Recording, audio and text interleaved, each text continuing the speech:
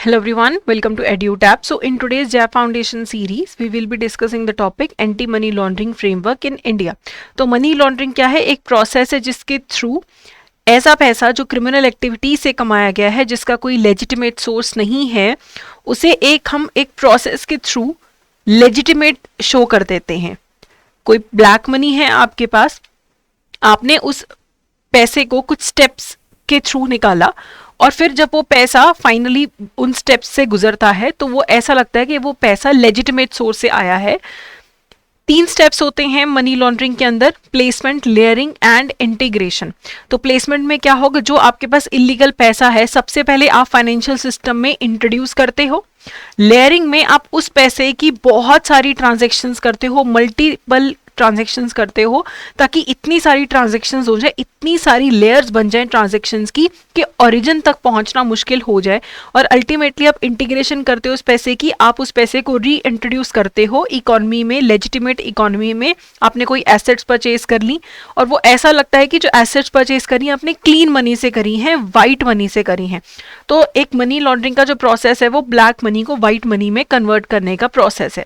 तो इंडिया में हम मनी लॉन्ड्रिंग को रोकना चाहते हैं, वर्ल्ड वाइड हम मनी लॉन्ड्रिंग को रोकना चाहते हैं.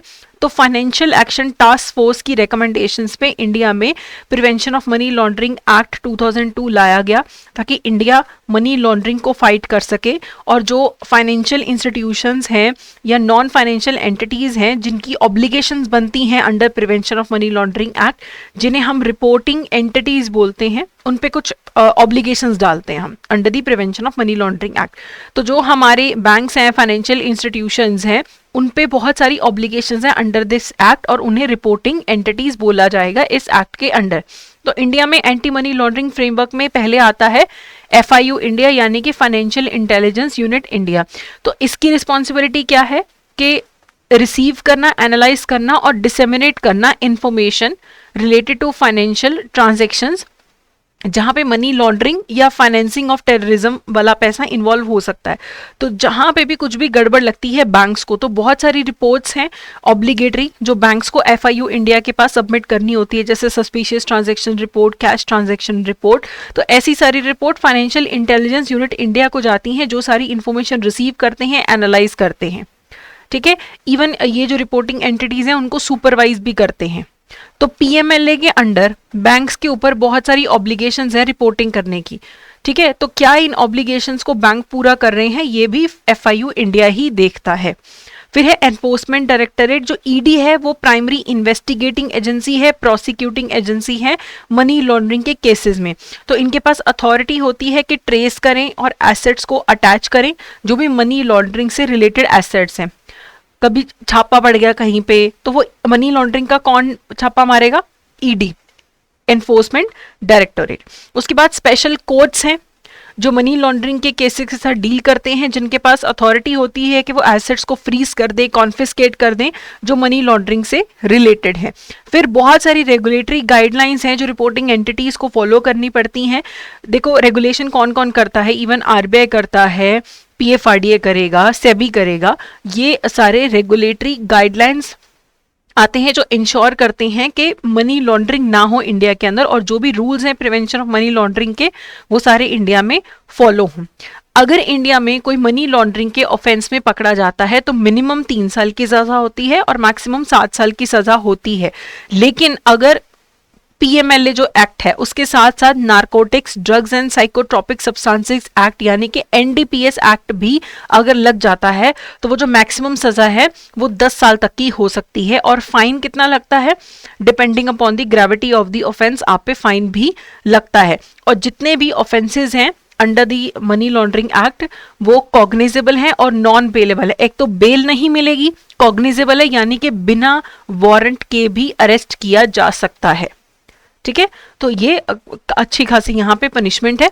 अब इंडिया में अब बैंक्स हैं, उनको क्या मेजर्स लेने चाहिए ताकि वो मनी लॉन्ड्रिंग के रिस्क को मिटिगेट कर सके, कम कर सके. पहली बात तो हर बैंक को KYC नॉर्म्स को फॉलो करना चाहिए, जिससे कि बैंक्स अपने कस्टमर्स को समझ सकें और अगर कोई सस्पिशियस एक्टिविटी हो जो उस पर्सन की प्रोफाइल से ना मैच करती हो तो वो रिपोर्ट कर सके. तो कोई भी सस्पिशियस एक्टिविटी हो वो रिपोर्ट करना चाहिए, केवाईसी करना चाहिए, जितने भी लॉज और रेगुलेटरी गाइडलाइंस है बैंक्स को वो फॉलो करना चाहिए, और सबसे इंपॉर्टेंट बैंक को अपने स्टाफ को एडिक्वेट ट्रेनिंग देनी है एंटी मनी लॉन्ड्रिंग को लेके, कि उनको कैसे विजिलेंट लेना है, कैसे मॉनिटरिंग करनी है, कैसे कंप्लायंस करना है। तो staff training is a very important aspect. Okay, अब इससे रिलेटेड एमसीक्यूज देख लेते हैं। Which agency is responsible for receiving, analysing and disseminating information related to financial transactions under the PMLA framework. तो under the PMLA framework information receive करना, analyse करना, disseminate करना, ये कौन करता है? RBI, FIU India, enforcement directorate या फिर सेबी? तो ये करता है एफआईयू इंडिया। इंफॉर्मेशन रिसीव करना, एनालाइज करना, डिसेमिनेट करना, ये एफआईयू इंडिया करता है। Next is what role does ED plays under the prevention of money laundering act? तो ईडी क्या रोल प्ले करता है under the PMLA Act? Supervising banks and financial institutions, investigating and prosecuting cases of money laundering, issuing guidelines to businesses या providing financial assistance to small enterprises। तो ये investigation और prosecution का काम करता है ED। Next है under the section 45 of Prevention of Money Laundering Act, how are the offences under this act categorized? Bailable and non-cognizable, non bailable and cognizable, non cognizable and non bailable, या फिर bailable and cognizable. तो यहाँ पे non bailable होते हैं, non bailable आपको पता होना चाहिए, तो ये ऑप्शंस तो अपने आप ही हट जाती हैं। और ऑफेंसेस कॉग्निजेबल हैं, यानी कि बिना वारंट के अरेस्ट हो सकता है। इस क्वेश्चन का आंसर आप मुझे कमेंट सेक्शन में देंगे। What is the range of punishment of money laundering under the section 4 of the PMLA? तो कितनी पनिशमेंट हो सकती है? इसमें आपको एनडीपीएस एक्ट को कंसिडरेशन में नहीं लेना है, सिर्फ पीएमएलए के अंडर कितनी सजा है, 1 से 3 साल, 2 से 5, 3 से 7 या फिर 5 से 10 साल। तो इसका आंसर आप मुझे जरूर कमेंट सेक्शन में दीजिएगा। तो ये था हमारा आज का सेशन। आई होप ये आपको सेशन अच्छा लगा हो।